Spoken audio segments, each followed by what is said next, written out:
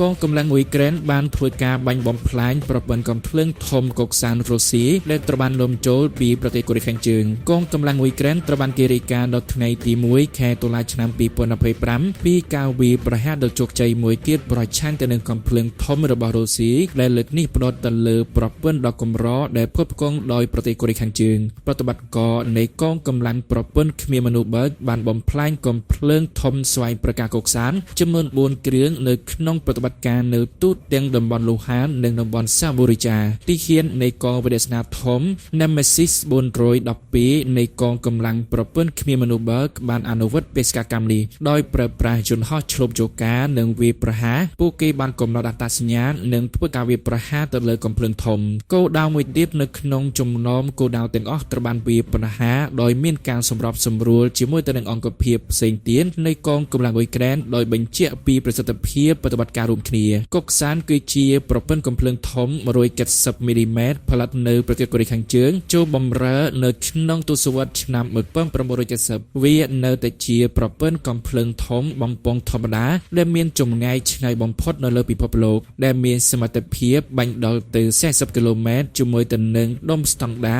និងចម្ងាយដល់ទៅ60គីឡូម៉ែត្រជាមួយទៅនឹងទ្រប់រ៉ុកែតជំនួយទោះបីជាវាមានអាយុច្រើនក៏ដោយប្រព័ន្ធនេះបង្កការគំរាមកំហែងយ៉ាងខ្លាំងដល់កងកម្លាំងអ៊ុយក្រែនរុស្ស៊ីបានចាប់ផ្ដើមដាក់ពង្រាយអាវុធកូរ៉េខាងជើងទាំងនេះនៅក្នុងប្រទេសអ៊ុយក្រែនបន្ទាប់ពីទទួលរងការខាតបង់យ៉ាងធ្ងន់ធ្ងរនៅក្នុងឃ្លាំងសព្វាវុធរបស់ខ្លួនយោងទៅតាមការស៊ើបការសម្ងាត់ប្រភពបើកចំហ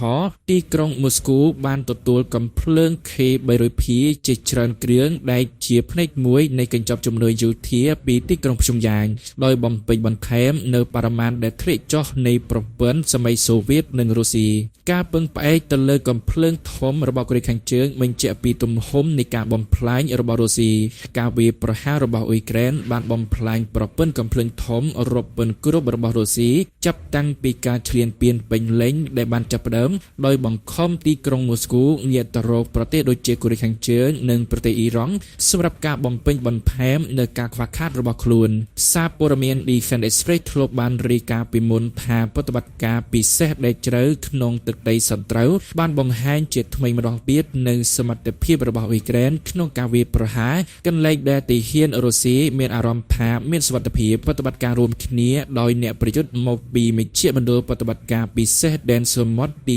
73រួមជាមួយទៅនឹងប្រតិបត្តិការមកពីផ្នែកការពារជាតិអ៊ុយក្រែនបានធ្វើសកម្មភាពឆ្លប់យកការពិសេសនៅក្នុងតំបន់មួយនៃសហព័ន្ធរុស្ស៊ីដោយកំណត់លក្ខខណ្ឌសម្រាប់ធ្វើការវាយឆ្មក់យ៉ាងម៉ឺងម៉ាត់ទៅលើការដឹកជញ្ជូនរបស់សត្រូវការបំផ្លិចបំផ្លាញរថយន្តនិងការសម្លាប់របស់ទាហានរុស្ស៊ីចំនួន3នាក់ចំណែកឯអង្គភាព SOF របស់អ៊ុយក្រែនវិញក៏បានធ្វើការវាយប្រហារទៅលើធាតុផ្សំសំខាន់នៃប្រព័ន្ធរ៉ាដា S400 របស់រុស្ស៊ីផងដែរនៅក្នុងតំបន់គ្រីមៀនៅព្រឹកព្រលឹមថ្ងៃទី30ខែកញ្ញាកងកម្លាំងប្រតិបត្តិការពិសេសរបស់អ៊ុយក្រែនបានធ្វើការវាយប្រហារទៅលើប្រព័ន្ធការពារដែនអាកាសដ៏មានតម្លៃខ្ពស់របស់រុស្ស៊ីនៅក្នុងតំបន់គ្រីមៀដែលរុស្ស៊ីបានកាន់កាប់យោងទៅតាមរបាយការណ៍ផ្លូវការស្ថានីយ៍រ៉ាដាជាកម្មសិទ្ធិរបស់ប្រព័ន្ធមីស៊ីលពីដីទៅអាកាសប្រភេទ S400 ត្រូវបានបំផ្លាញទាំងស្រុងរ៉ាដាគឺជាផ្នែកមួយដ៏សំខាន់បំផុតនៃប្រព័ន្ធ S400 ដែលបម្រើការជាភ្នែកនៃប្រព័ន្ធដោយការរកឃើញគោលដៅ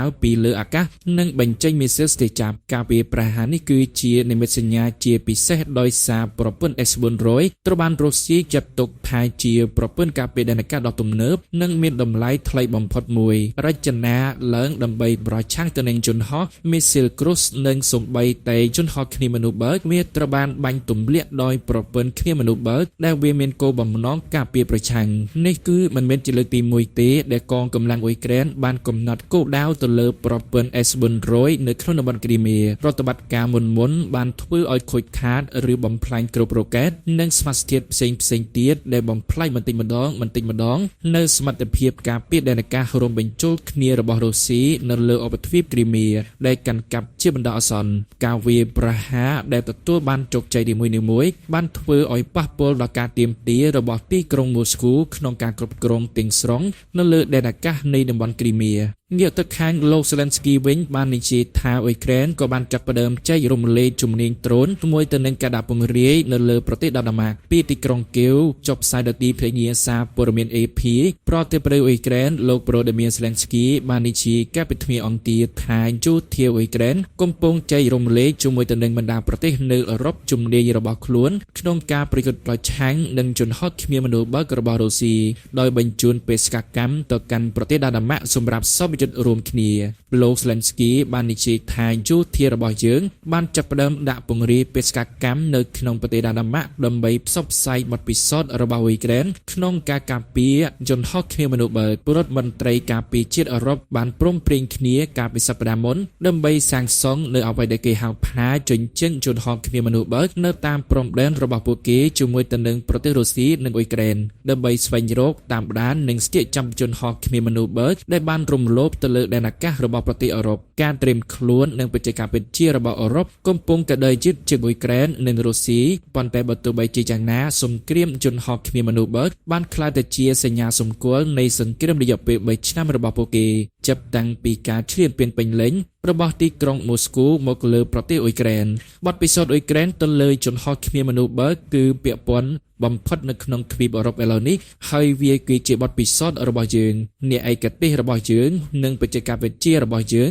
ដែលអាចក្លាយទៅជាធាតុសំខាន់នៃជញ្ជើងជនហោទគ្មានមនុស្សបើករបស់អឺរ៉ុបនាពេលអនាគតដែលជាគម្រោងខ្នាតធំដែលនឹងធានាសុវត្ថិភាពនៅលើផ្ទៃអាកាសនេះគឺជាប្រសាសន៍របស់លោក Zelensky បានបន្ថែមនៅក្នុងការបង្ហោះនៅលើ Telegram ប្រទេសដាម៉ាកក្នុងរយៈពេលប៉ុន្មានថ្ងៃថ្មីនេះបានរាយការណ៍ពីការមើលឃើញជនហោទគ្មានមនុស្សបើកនៅតាមមូលដ្ឋានយោធានិងនៅលើអាកាសយានដ្ឋានដាម៉ាកមន្ត្រីចារកម្មដាម៉ាកបើទោះបីជាមានការប្រុងប្រយ័ត្នមិនចោទប្រកាន់ប្រទេសជាក់លាក់ណាមួយក៏ដោយបាននិយាយថាពួកគេបានចាត់ទុកហានិភ័យនៃចារកម្មរុស្ស៊ីនិងការបំផ្លិចបំផ្លាញនៅក្នុងប្រទេសដាម៉ាកថាមានកម្រិតខ្ពស់ប្រទេសប៉ូឡូញក៏បានងាកទៅរកអ្នកជំនាញអ៊ុយក្រែនផងដែរបន្ទាប់ពីជនហោទគ្មានមនុស្សបើករបស់រុស្ស៊ីបានចូលទៅក្នុងដែនអាកាសនៃប្រទេសប៉ូឡូញលោក Zelensky បាននិយាយថាលទ្ធផលនៃបេសកកម្មអ៊ុយក្រែននៅដាម៉ាកនឹងបង្កើតក្របខ័ណ្ឌសម្រាប់កិច្ចសហប្រតិបត្តិការជាមួយទៅនឹងបណ្ដាប្រទេសនៅអឺរ៉ុបផ្សេងទៀតផងដែរសម្ព័ន្ធភាពយោ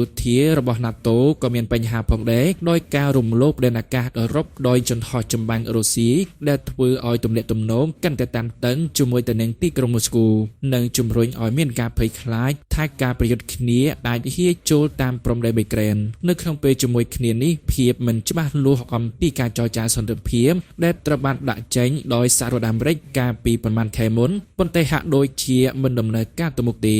នៅមុនកិច្ចប្រជុំកំពូលចំនួន2នៅក្នុងរដ្ឋ Copenhagen ប្រទេសដាម៉ាកក្នុងសប្តាហ៍នេះ NATO កំពុងបង្កើនការឃ្លាំមើលពីលើអាកាសនៅសមុទ្របាល់ទិកខណៈដែលប្រទេសបារាំងអាល្លឺម៉ង់និងស៊ុយអែតកំពុងពង្រឹងការការពារដែនអាកាសរបស់ប្រទេសដាម៉ាកថ្លែងមតិលើការវាយប្រហារនេះលោក Zelensky បាននិយាយថាការវាយប្រហារបែបនេះបានបង្ហាញថាយើងទាំងអស់គ្នានៅអឺរ៉ុបត្រូវតែបង្កើតការការពារដែលអាចទប់ចិត្តបានប្រឆាំងទៅនឹងជនហោទគ្មានមនុស្សបើកនិងមីស៊ីលរបស់រុស្ស៊ីដូច្នេះគ្មានប្រទេសណាមួយឈរតែម្នាក់ឯងប្រឆាំងទៅនឹងការគំរាមកំហែងនោះទេប្រតិកម្មទៅនឹងផែនការរបស់អឺរ៉ុបក្នុងការសាងសង់ជញ្ជាំងជនហោទគ្មានមនុស្សបើកដើម្បីការពារខ្លួនពីប្រទេសរុស្ស៊ីអ្នកនាំពាក្យវិមានក្រំឡាញ់លោកទីមេត្រីពេស្កូបាននិយាយការពីថ្ងៃអង្គារថាប្រវត្តិសាស្ត្របង្ហាញថាការសាងជញ្ជាំងគឺតែងតែអាក្រក់លោកបានប្រាប់នាយកព័ត៌មានថាយើងកំពុងបន្តឃើញវិធីសាស្ត្របែបសកម្មប្រយុទ្ធបែបនិយមជំនួសឲ្យការគិតអំពីរបៀបចូលរួមក្នុងកិច្ចសន្ទនានិងរួមគ្នាស្វែងរកការធានាសន្តិសុខ